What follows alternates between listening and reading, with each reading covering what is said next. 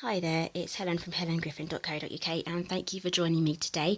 Now today I have a recipe to share with you. It's called the Easy Microwave Chocolate Baileys Fudge and you're going to be needing a microwave to make this. Now in the past I've never had a lot of success making fudge, and then when I came across this recipe I've adapted it slightly, but when I came across this recipe it was really easy to make and it actually worked, so I make this all the time now. So I'm going to quickly go through the recipe. You're going to need 500 grams of soft brown sugar, 150 grams of butter, 1 can of condensed milk. I won't turn it because it will tip out everywhere. And you're going to need 300 grams of chocolate, any of your choice will do. I've used everyday value milk chocolate. Now I've tried this with all sorts of chocolate and it works, and there's not much of a taste difference once it's finished. So I think this is about 35p a pack, so I've got 3 packs of those. And you're also going to need a lined tin. Now it's best to prep your tin. I've got that here. It's best to get your tin prepped before you start. Okay, so I've got in my big bowl here my soft brown sugar. Just going to tip in my butter. And carefully try not to spill that. It's a very full tin. I'm just going to tip this in. Got my miniature bamboo spoon here. Just scrape everything out. You could use a spatula as well. Okay, so now what we need to do is microwave this for 2 minutes. My microwave is category D. I think that's 750 watts. So if you're a bit higher, I would put it in for a little less time, maybe 1 minute 40, 1 minute 50. But you just have to experiment. But I'm a category D, so I'm going to put mine in for 2 minutes. Now, there's going to be a lot of stages where we zap and mix, zap and then mix again. So it's best if you write it down how many times. Now, I'm going to guide you through the video on how many times you need to do it. But if you do need the recipe, it's going to be written down. It's going to be on my blog. Okay, so I've just had the first 2 minutes. See the butter starting to melt. I'm just going to quickly give it a stir.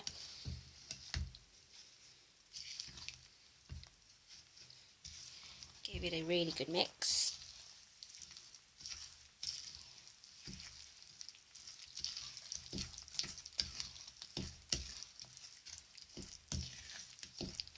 Okay, so that's round 1 done. I'm just going to store my spoon in my lined tin. Okay, so now we need to put it in the microwave again for another 2 minutes, so I'll be back again. Okay, that's round 2 done. Starting to bubble now. Okay, it's always good to use a bowl with a handle on it. It's starting to get quite hot now, but if you don't worry if you haven't got a bowl with a handle on it. You can just use a cloth or something if the bowl does get hot. Okay, there's still a few lumps in there. Okay, just getting all the grains off the bottom. Okay, so we've done 2 rounds. There's another 2 more to go. So just set my spoon aside and we're going to go again for another 2 minutes for round 3. Okay, that's round 3 done. Give it another stir. Just trying to squish some of the lumps out from the brown sugar.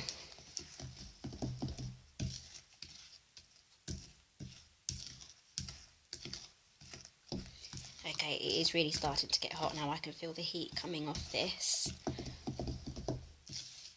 Okay, so we just need to put it in the microwave now one last time, and that's for another 2 minutes. Okay, that's the last round done. Just going to quickly give it a mix. Very, very, very hot now. Okay, so try not to splash yourself here.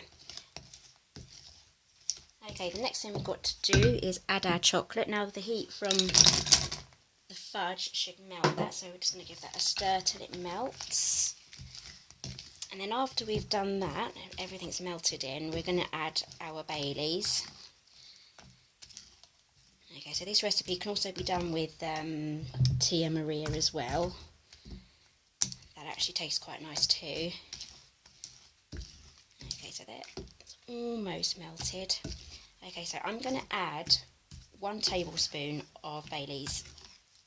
I don't add any more as it may affect how the fudge sets.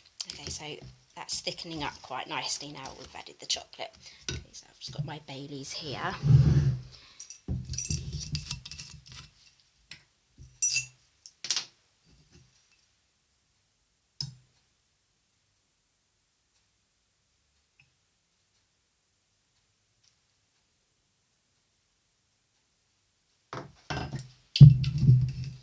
Okay, give that a quick stir in.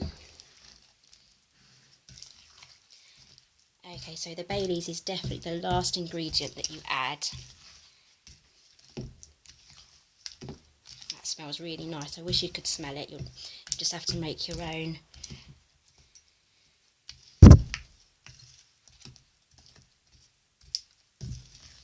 Okay, so now we're ready to pour it into our tin. Don't worry about that last bit. Okay, so be very careful here. Okay, this is another example of why a bowl with a handle is really handy. Okay, so I'm just going to try and manoeuvre myself around the tripod legs.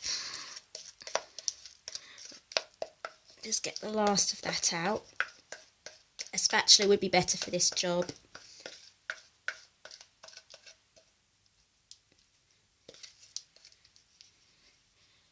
But then again, there's plenty left over there to lick the bowl.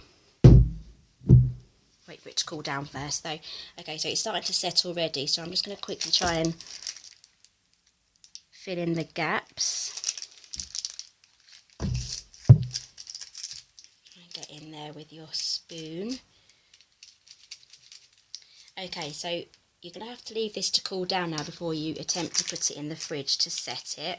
Okay, so I'm just going to leave this on my kitchen counter for about an hour or so, or until it's cool. It depends on what temperature your kitchen is. Okay, so I'm happy with how that looks. Okay, so I'll leave that for an hour. I'll pop it in my fridge for another hour or two, and then once it's completely set and solid, I'm going to bring this back out, and then we can chop it up, and then we can put it in a lovely gift bag to give to someone.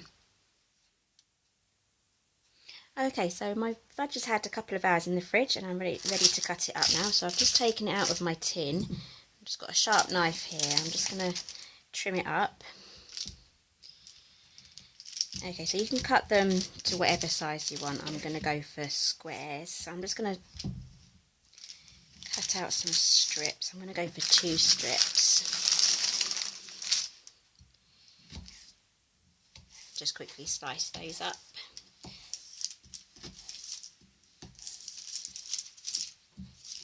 Okay, so if you're new to my channel, I am a Stampin' Up demonstrator, and if you need some more information on what I do, you can go to my blog. The link will be down below.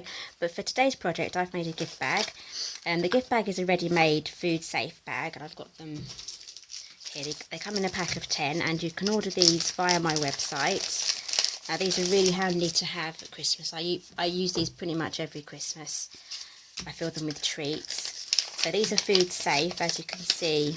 Hopefully you see that shining. That's a plastic inner, and that will protect your bag, so you can put some treats in there. So it's really easy to fill up, and then to actually close it, it has a metal strip here inside this paper, and you curl it down, and then you bend those back, and there you have your bag. So these are available via my website. There'll be a link direct to my store, and you can order them from there. Okay, so I've made this bag here. I do actually have a separate tutorial on how to make this bag. I've done some gold heat embossing with some lovely snowflakes, and the link for that video will be down below as well. Okay, so I'm just going to put my fudge in here.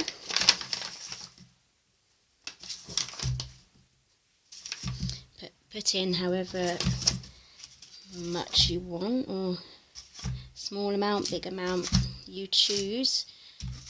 Okay, so I'm going to put about this much in, and then I'm going to seal it up again. So you just fold those down just like so, and bend those back, and there you are. You can keep these in the fridge for a little longer if you think they need it, but they're usually kept, they usually keep okay outside of the fridge, and probably eat them within a week or two as well. Okay, so here's my bag.